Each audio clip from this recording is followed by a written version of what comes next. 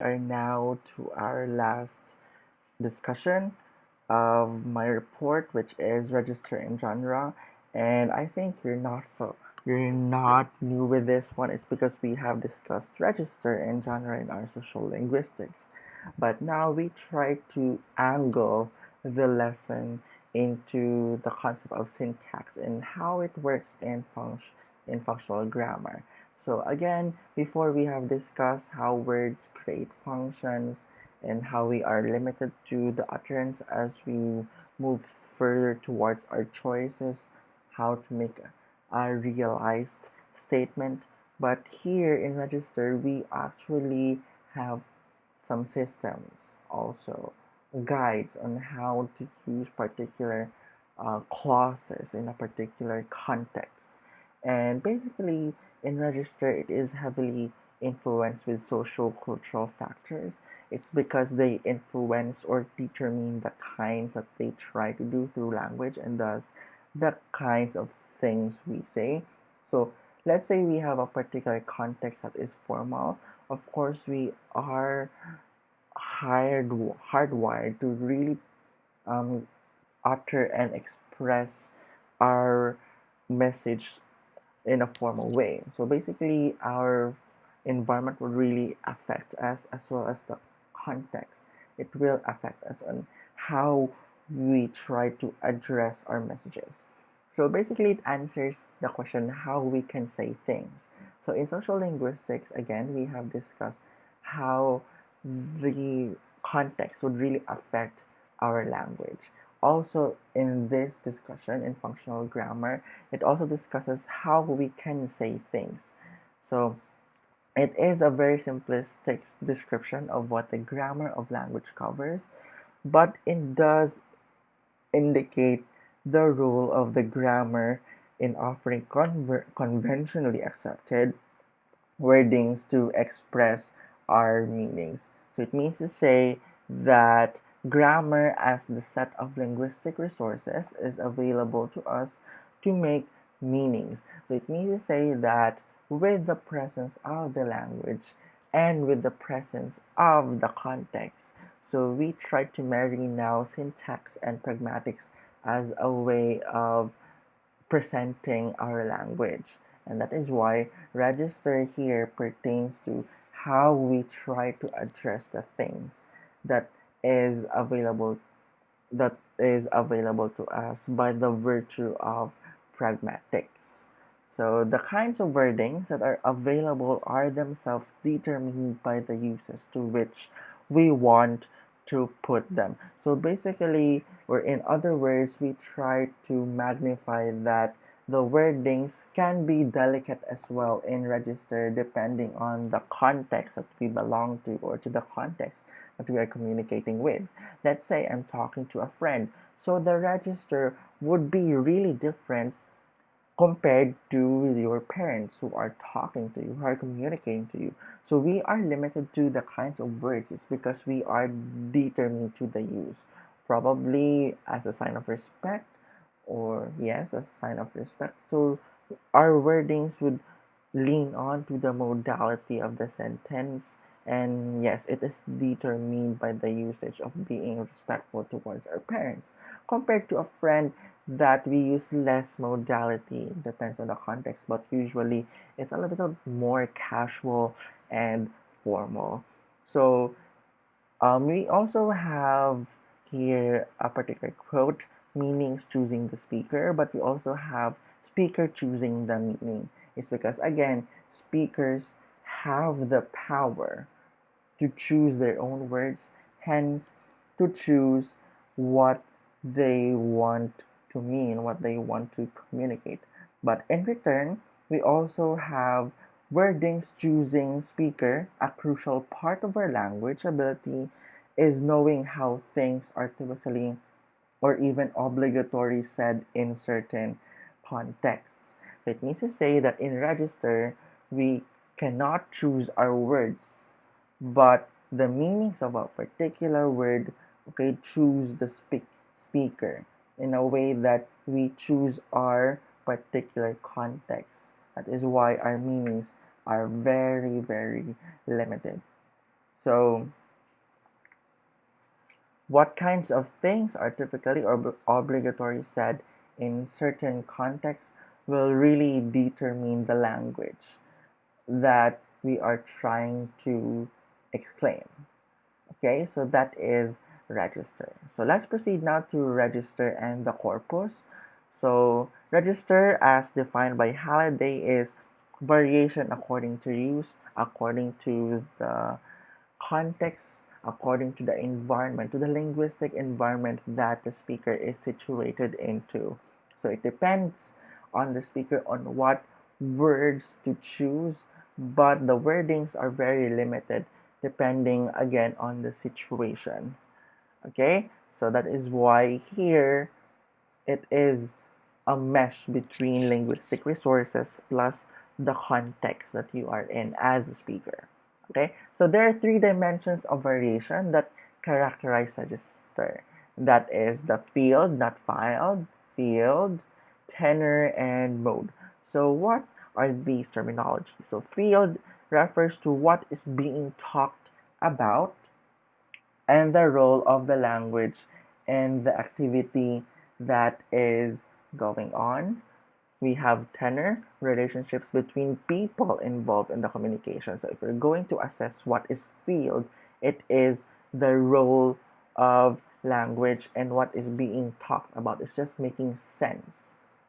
While tenor is relationships between the people, and the mode is how the language is functioning in the interaction, whether it's written or spoken. So if you can observe the three specific elements subsumed under the register can be equated to our meta functions.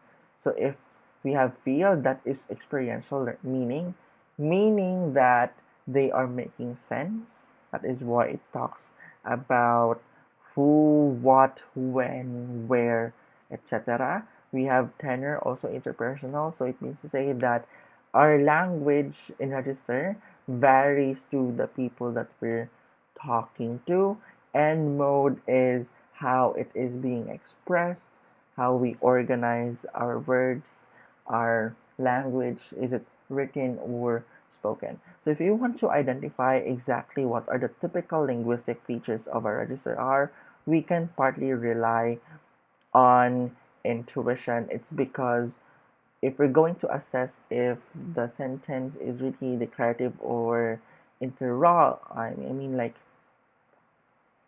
if you really want to, yes, if we want to identify like what language would the speaker would try to utter in a particular context, it would really depend on our intuition. We would really detect if the speaker is formal in saying, is a little bit casual, expressive and free, or frozen.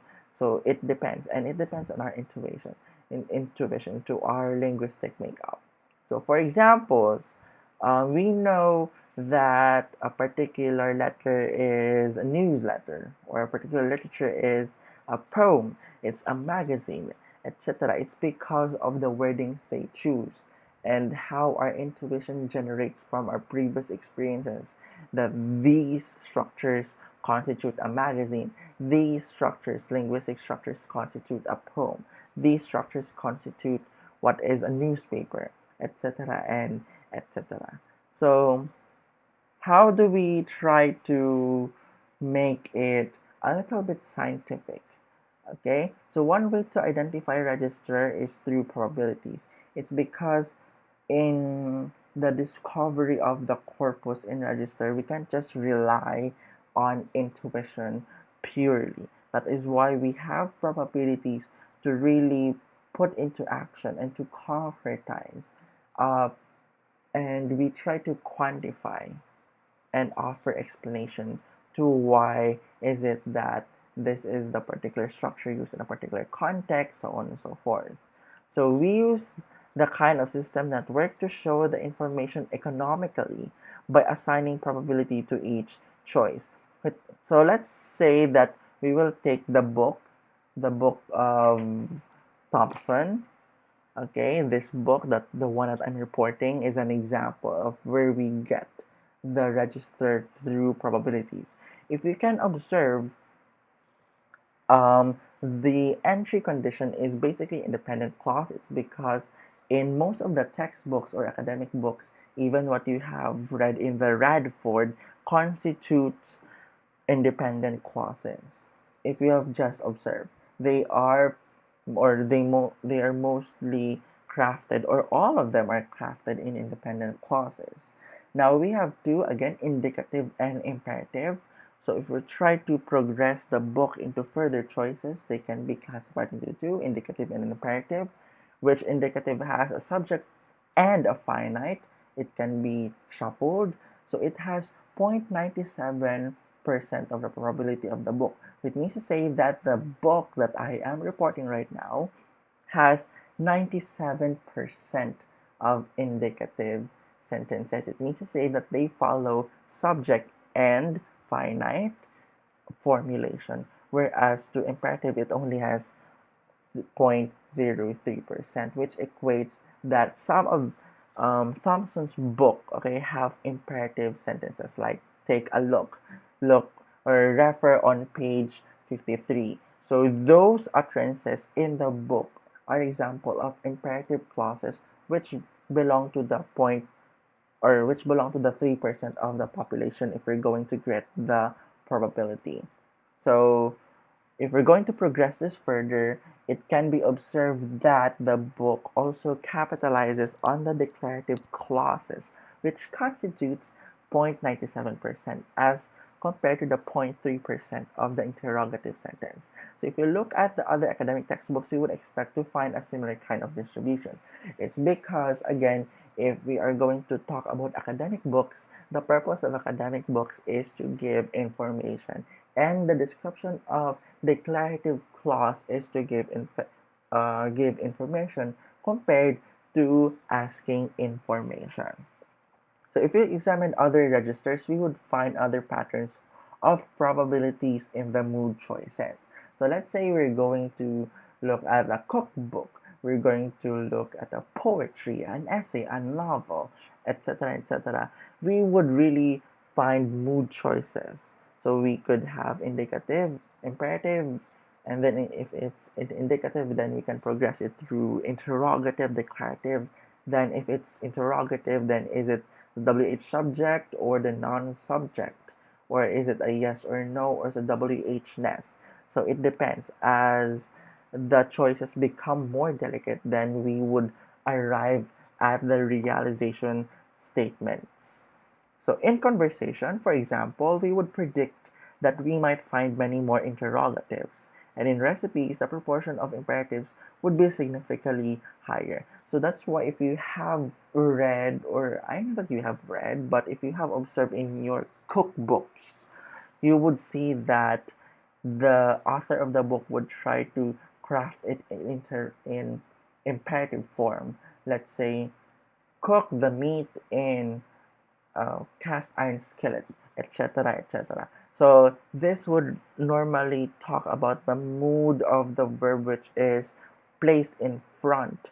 Okay, it means to say that the author directs you to do this action, and that is why you can observe that most of, or not most, but all of the composition in cookbooks are in imperative. But for example, we try to converse with a teacher or with a friend, and we would try to elicit some information. We would ask.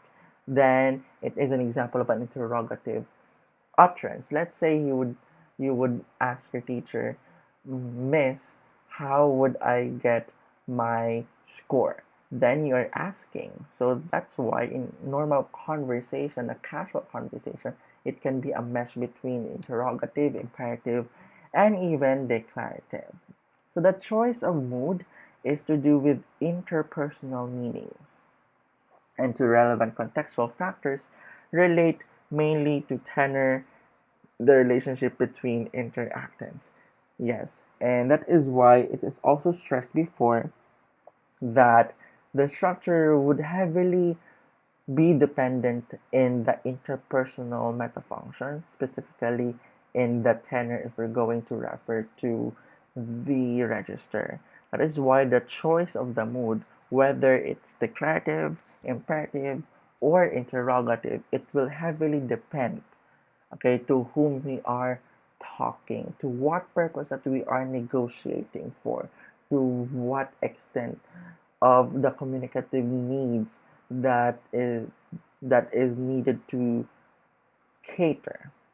So that ends our register. So next is we have genre, and it is a subset of register. So genre in very simple terms is register plus communicative purpose. So if register would say the language that you use in a particular context, genre on the other hand, would talk to the particular purpose. Why are you talking in that, or why are you communicating in that language? So if you have the language in a particular context, the genre would ask you this question: to what purpose will you utter this one? What is the purpose? So it includes more general idea of what the interactants are doing through language and how they organize the language event, typically in recognizable stages, in order to achieve that purpose. So furthermore, we have here some example, and I want you to analyze, okay, the purpose or the genre of the particular cookbook recipe.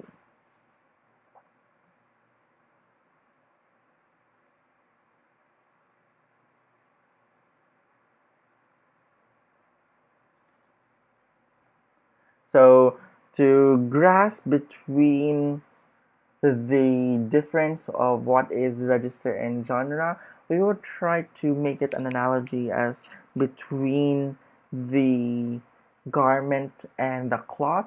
So register as the cloth and genre is the garment. So it means to say that um, in genre, we try to be more specific.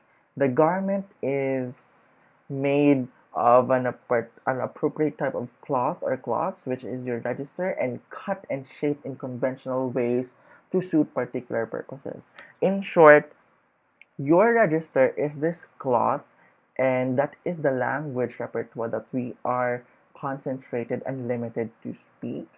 But your genre now takes a shape of forming the cloth and cut it and shape it in a particular silhouette or particular form of a cloth, of an apparel, depending on the purpose.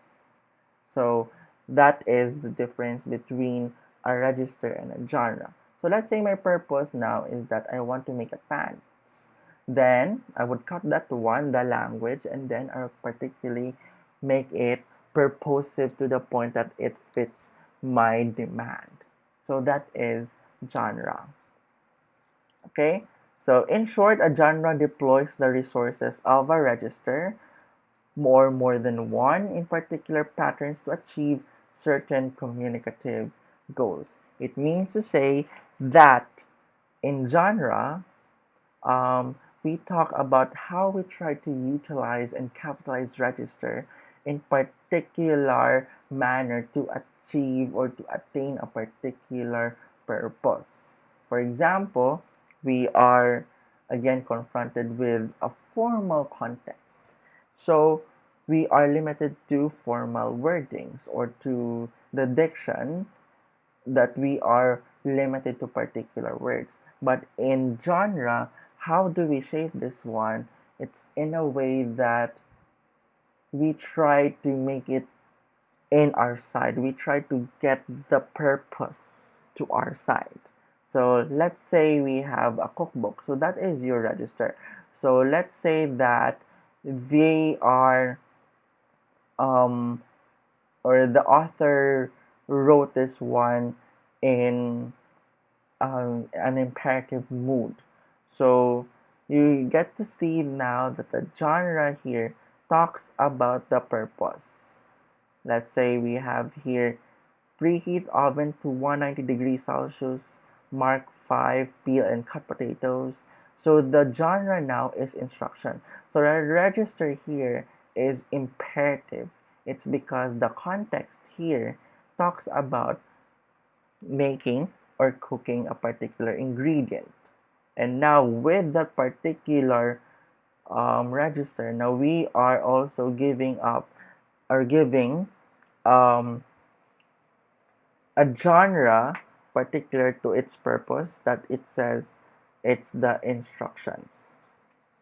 So it means to say that it is the characteristic of the genre that language choices change from stage to stage in usually marked way, particularly the switch between the instructions and the directions. So if you can observe now that the title and even the hook, okay, has a different register compared to the instructions and the and the helpful tips. They have different registers and also would have different genre. So that is genre all about. So in short, if register is the particular language, genre is how you try to manipulate that language in order to achieve a particular purpose. So if your particular purpose is to give instruction, then your register must be this one. Okay? So that's that. So stages, okay, are not normally listed separately before the instruction, hence they are mode dependent. What it means to say in this particular slide, the mode will also affect the genre in a way that written cookbooks is different from how you speak and try to demonstrate how to cook it. Let's say in the written cookbook, it has an introduction on how food was created. In the spoken type of cooking a particular ingredient, you don't necessarily say the particular history. It means to say that your genre is a little bit more different. It's a little bit restricted and limited compared to the written. It's because the written can be diverse. It can have a hook. It can have an instruction. It can have an helpful tip. But in spoken, okay, with a different mode, okay, it will always have a different genre. And again, genre is restricted by the register. So as a recap, okay, register is how the language is influenced by the context and how now the context restricts the wordings. That's why wordings choose the speaker, and that is register. And one way to identify register is through the use of probability. We try to get the computation of the total utterance. For example, in an academic textbook compared to intuition. Although intuition is a determinant, okay, to what particular register is used, but then you need a scientific basis on how or numbers or to quantify how or the multitudes or the percentage of the utterances are in an academic textbook. Next is we have the genre. So again, if register is the language used in a context, genre is the register plus the communicative purpose. You have the language present in the register. Now you need to get the purpose of it, of why is it crafted. And that is why we have here the following stages to prove that okay, it has a purpose, why it is written in imperative, so that it can provide instructions, so on and so forth. Also, we have discussed in register the three elements subsumed. We have the field, we have the tenor, and then we have the mood.